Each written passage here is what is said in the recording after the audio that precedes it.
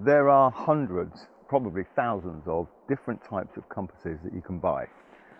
But almost every compass designed for land navigation falls into one of 10 basic types.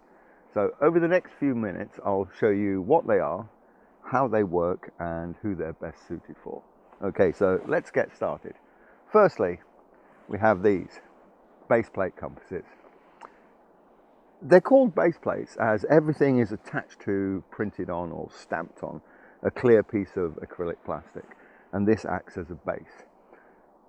I would suggest that this is the type that most people should use when they're trekking or walking around the hills, because they're the simplest to use.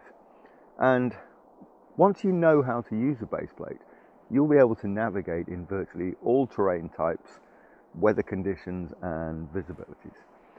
There is a great variety of baseplate compasses. Some of them have semi-permanent declination or inclinometers, but a really basic model is all that's needed for most people. To take a bearing, a direction to an object, hold the compass in front of you like this, in front of your chest, and point it at the object. Turn the dial until the orienting arrow is directly underneath the magnetic needle, and the bearing is the number at the top of the dial by the index mark. To follow a bearing, once again, hold the compass so the magnetic needle is directly over the orienting arrow, and just follow the direction arrow. It will point where you're going. Next, mirror compasses. This is a mirror compass. It's essentially a base plate with a mirror attached to it. And these are very useful for anyone needing to take sighted bearings to distant objects or to navigate across longer distances. If you prefer to, you can just ignore the mirror and use it exactly like a traditional base plate. But if you do want to use the mirror, hold the compass at eye level so you can clearly see the dial reflected in the mirror. Line the compass up with your target, either through the hole at the base of the mirror or the notch at the top. And literally hold it like this. Next, rotate the dial until the orienting arrow is directly under the magnetic needle, red in the shed. The downside for these is because base plates are smaller, the actual plate itself, there's less room for map roamers to take grid references or UTM coordinates. And the magnification area tends to be smaller. But the plus side, if you want to know your exact location using triangulation, the mirror will help you take more accurate bearings. So your plot on the map will tend to be more precise. Next type, Lensatic. This is a Lensatic compass, and it has a magnifying lens which you look through so you can read the tiny numbers which are printed inside the dial. There'll always be a line like this one inside the lid, which you place on your target. You place a line on the target so you can get very accurate bearings, to a ground feature. Just as you don't need to use the mirror on a mirror compass, you don't need to use the lens on a Lensatic. If you want to, just hold it in front of you like this, point the wire at your target, and the bearing is shown underneath the index line on the glass. If you want to follow that bearing, simply rotate the tritium mark until it's directly over the north pointer, and then walk towards the wire. To take a more accurate bearing, open the lid, so it's about like this, and hold the lens up to your eye.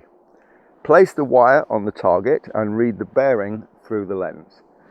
These types of compasses, they can be used on their own with a map very easily, but normally they're used with a protractor.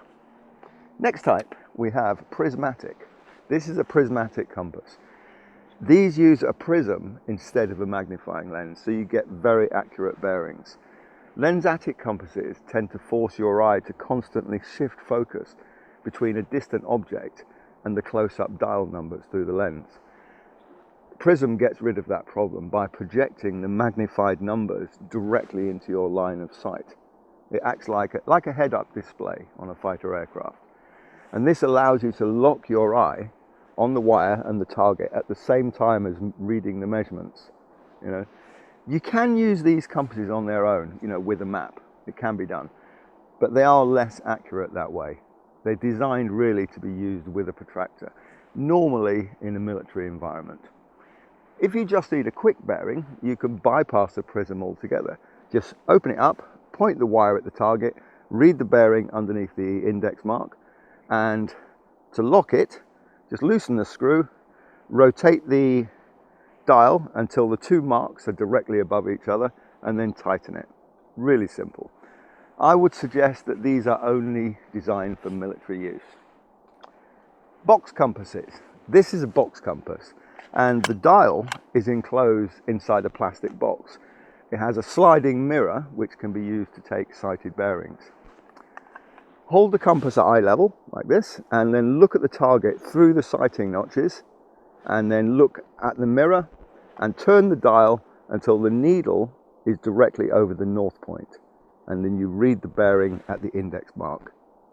To take a bearing from a map, just slide the mirror out of the way, put the compass, let me get a map, put the compass on so it's running between where you are and where you want to go, turn the dial until the orienting lines are straight up the map, and once again you read the bearing at the index mark. These compasses are less likely to be damaged because, you know, they're contained in a box. The downside of this is that the mirror is nowhere near as sturdy as other mirror compasses, and as it has quite a few moving parts, there's more to break for someone like me. These would be used by somebody who specifically wants a box compass. Next one, a thumb compass. Now, unlike most models, this one doesn't have degrees. It uses numbers 1 to 12. Thumb compasses are normally used by orienteers. They're navigators who go between points on very detailed maps like this. On orienteering maps, the vertical lines point to magnetic north, so there's no declination to worry about. And these are really simple to use. Let's say that I'm here on a map and I want to go to there. Put the compass on the map like this so that its straight edge joins the 2 points. And with your thumb pointing towards the destination, that's really important. Next, just turn the map and the compass together until the orange north needle is pointing north up the map, parallel to the vertical lines. The needle will point to a number, for example, number 3. If you keep the needle on number 3, then your thumb will always be pointing towards your destinations. Sometimes you can't go in a straight line, you know, so you have to go around obstacles. But I would say that most orienteers, they're probably among the best map readers around. So making continuous adjustments, it's all part of the fun. So that's a thumb compass. Next one, wrist compasses.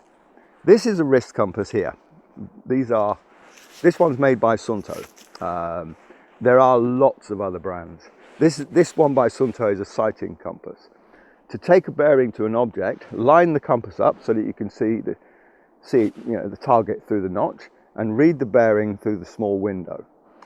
To follow a bearing, you know, 2 choices. Turn the compass until the bearing is underneath the pointer window, and then rotate the dial until the red mark is directly over the black mark, and just keep walking forward, keeping those marks aligned.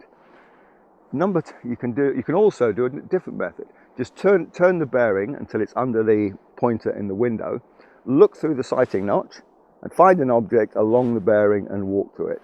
And then you just keep repeating that until you reach your destination. This Sunto watch is probably one of the most basic models. I do have, and so does everybody else, there are lots of brands with many, many more features. You know, but you can use these with a map, but I've never seen anybody doing it or showing it on a video. So when I've got time, I'll do a video showing how to do that. The next one is digital, and I've left my phone in the car, so I'll drop this onto the screen later.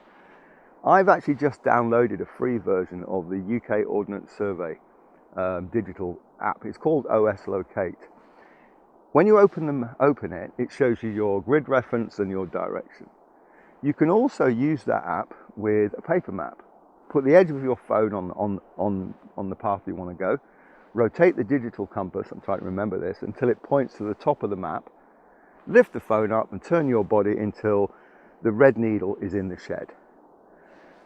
Problem here though, on paper maps, vertical lines point to grid north, but the OS Locate app uses true north. And because these two norths are in different places, your bearing may be slightly off unless you adjust it. I think the formula is longitude plus 2 degrees times the sine of the latitude. Most people would not want to do that every time they use a compass. The reason for the two norths is the way phones convert GPS signals and local magnetic fields into directions. But that's a different video. Next type, button compasses. As we're talking about the 10 major types of compass, I have to include this one. This is a button compass, and I would suggest that these are only for military or survival use. There are lots of these button compasses around, and most of them are just useless plastic toys or tactical. But this is different. This is a NATO survival button compass. I'll put the NATO stock number on the screen. As well as being tiny, so it can be hidden, you know, what else does it do? And all it does is it points north. That's it, nothing else.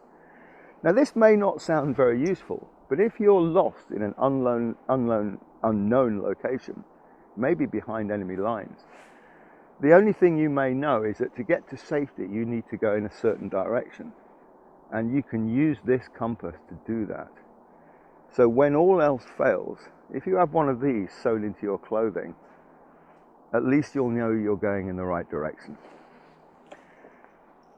The last type is not really a type. Let's have a look at the magnetic parts of compasses. These are virtually always either a disc, or if they're not a disc, then they're a needle. On disc compasses, the bearings are printed onto the disc, so that when it rotates, 0 degrees north will point north on your disc.